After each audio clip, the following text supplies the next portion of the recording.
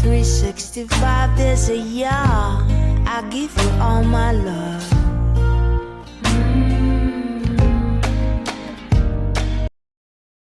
Hey guys, welcome back to my YouTube channel. Welcome back to another episode of my storytelling and my movie reviews. And I want to really apologize that I've been away for so long on my YouTube, and it's not because of anything special, it's just because of nothing. I've just been busy doing nothing. After December that I took a break, I was actually doing some other things that got me busy, but not like too busy to come on my YouTube. And you know, consistency is the key, especially when it comes to YouTube. So I am back and better and ready to give you guys a lot of movie recommendations, movie review and storytelling. So if you're new here, welcome to my channel, and if you are returning, thank you so much for tuning in.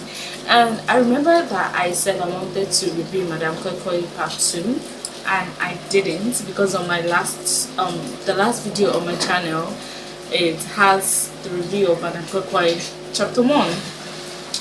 The Chapter 2 is actually nothing to write home about, guys. I will not even lie about that, and I'm going to give you a summary of what the Chapter 2 is all about before I go into the movie review of today, because Madame Koi Chapter 2 is not like the review I'm going to do today. There's a lot of things that is wrong with the Chapter 2, and I'm just going to put the fault on the director. Like I always say, it is not a fault of the actor or director or actress in most of the movie. It's just that the directors are not putting enough effort to direct the movie. There are a lot of directors out there. I don't know if you like put interest and look at the works of the director instead of the work of the actors and actress, you will see what I'm trying to explain. So Madame Koi needs a lot of direction. I feel like a lot of the actors and actresses on set were just like, they were doing what they can, they were putting in efforts. A lot of them actually killed their role, while a lot of them are just very confused. Yeah, like one of the Babalawo that starred in that movie was so confused about the Yoruba to use, maybe to use the Lagos Yoruba or to use like the indigenous Yoruba. And that scene of the evil spirit fighting and a lot of things. So I'm just going to give it overall like 3/10, because there's a lot of direction that needs to be done, and I'm going to end that there. So on this episode, I'm going to be reviewing A Tribe Called Judah.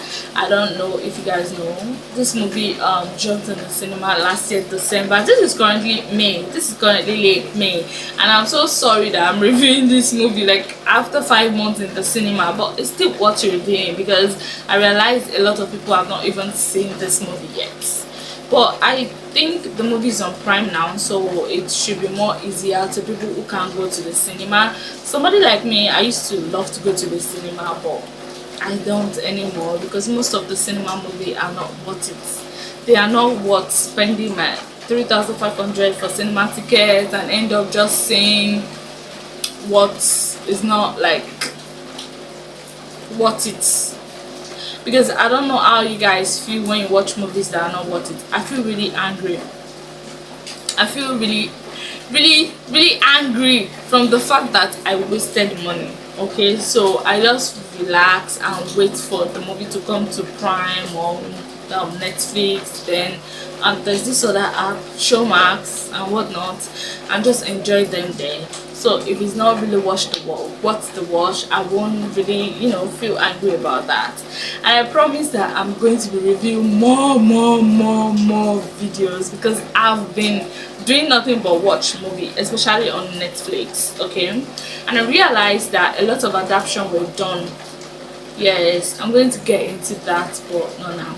So A Tribe Called Judah, we all know that it is directed by Funke Akindele. She is one of like the best actress out there.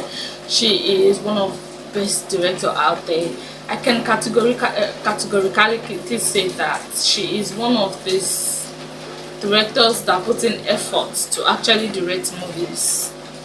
I don't know, apart from Film Boy the first, I don't think I've really seen directors that are putting much more effort. Because I don't know, you watch the Kudus one and you're so proud, then you go and watch the Kudus 2, the Kudus again, or whatever the title is, and you're just looking so confused. I can't remember the number of times I had to go back to the title and start checking, is this the same movie that I'm seeing? You know, because a lot of scenes were so unnecessary, a lot of dramas, a lot of things. I don't know, there's a lot going on in that movie. So back to the movie of today, A Tribe Called Judah. I'm just going to give like a synopsis, a summary of the story. This story is about a woman with 5 sons, 5 children. She's a single mother of 5, and these 5 children comes from 5 different tribes in Nigeria. I don't know, in Nigeria there are so many tribes. We don't just have 3 basic languages, which are English, Yoruba, Igbo and Hausa. No, there's no. That is why they chose English as the official language, because there are so much diversity, so much languages, so much tribes, tradition, history and whatnot in Nigeria. They have so much of it. So she gave birth to these 5 sons, and she's a single mother, like I said, and she takes care of them. 2 of them are nothing to write home about, but 3 of them are something to write home about, which is the first son, the second son, and the last son. The last son is a painter, but the 2 middle sons are just, they're in the world of their own. Okay, so their mother had kidney failure.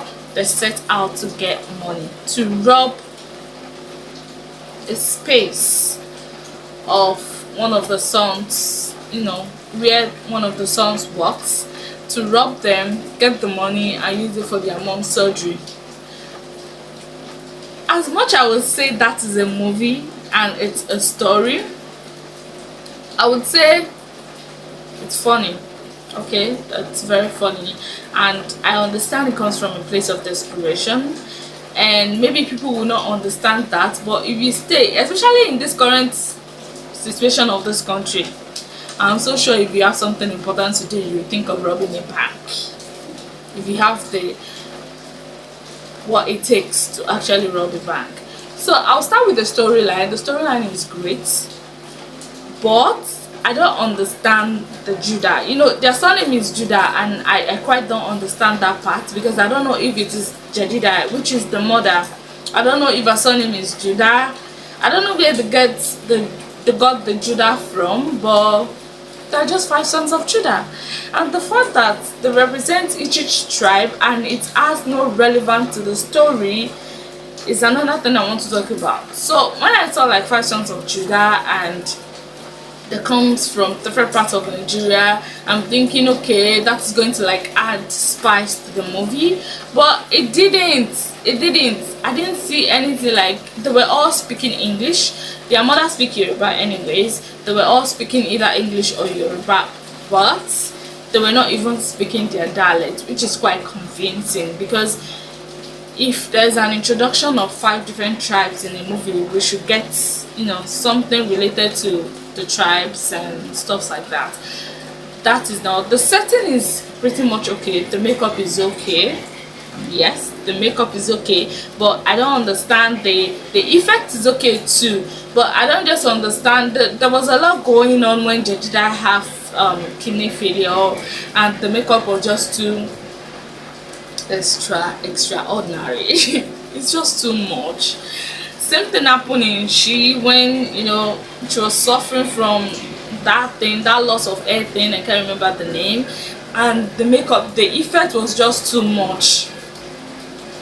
If it is easy for us to detect people that have issues in this country, we will know who to fight with and who not to fight with. Because if every disease is written on the face, we would actually know, oh, I'm not supposed to come close to this person, because 1 push, 7 die.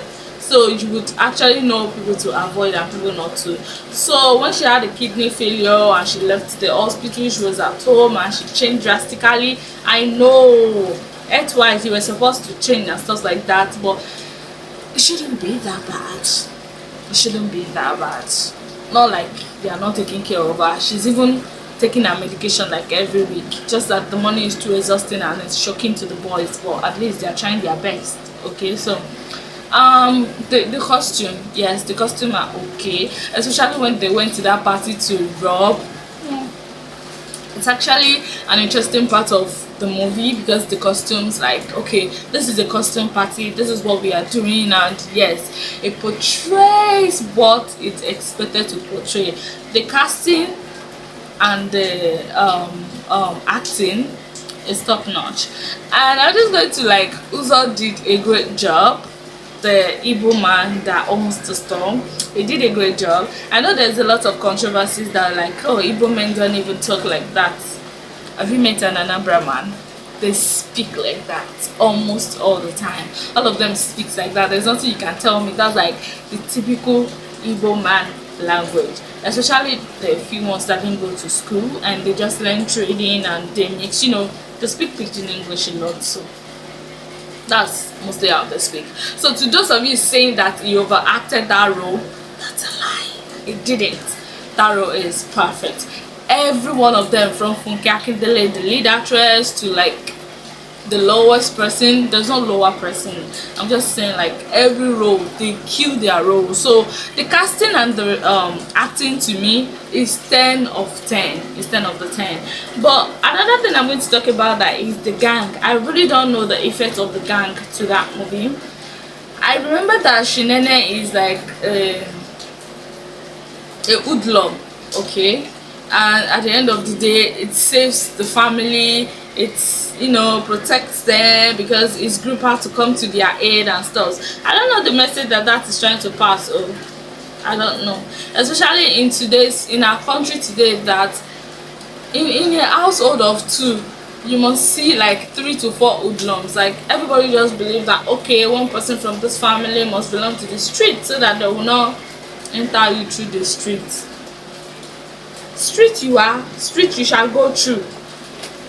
I mean, if you're just if there's too much hoodlumism going on in your vein, you might end up going through that, because from there's an introduction to cultism and stuff. So I don't really understand the message that side is trying to pass. Maybe you're trying to, I don't know what you're trying to tell us, but, and the message is not like crystal clear, like I said.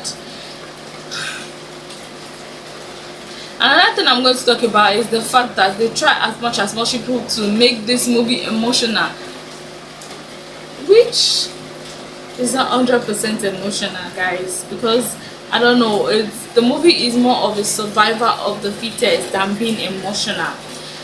If there's anything emotional in that movie, it should be the fact that a kene died. Yeah, he died. And it's the first one that was like, no, I can't go with this plan. But he died. You guys didn't even show us what you did with the corpse. You guys didn't even tell us maybe you buried him secretly. What did they do with the corpse? Did they throw him into the river? What did they do with it? At least indoors.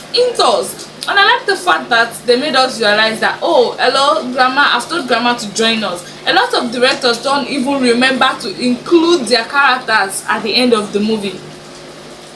They will introduce a character. Oh, Jesus Christ. Like, one of this, I saw this limited series on Netflix.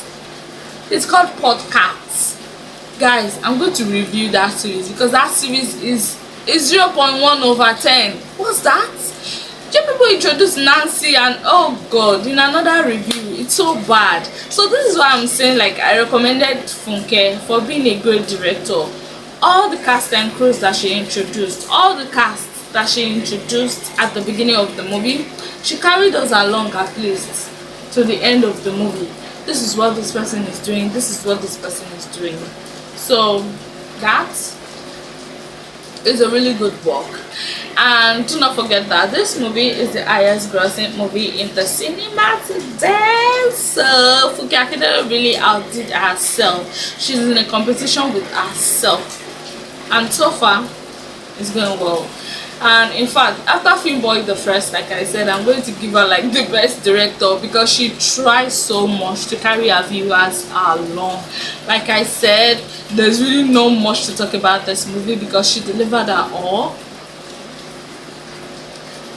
This movie is not like bad at all, and it's not like the greatest movie out there because there's still some points that you would hold, but overall it's a good watch. Yes, I would rate it 7 over 10 because all of the cast delivered. Okay, everybody delivered. It was so interesting, and I look out to more movies that Funke Akindele would produce, even if it's not a cinema movie, even if some drops that just come on Netflix and whatnot. I look forward to a great deal from her. She's a good actress, she's a good director, and I hope to see more from her.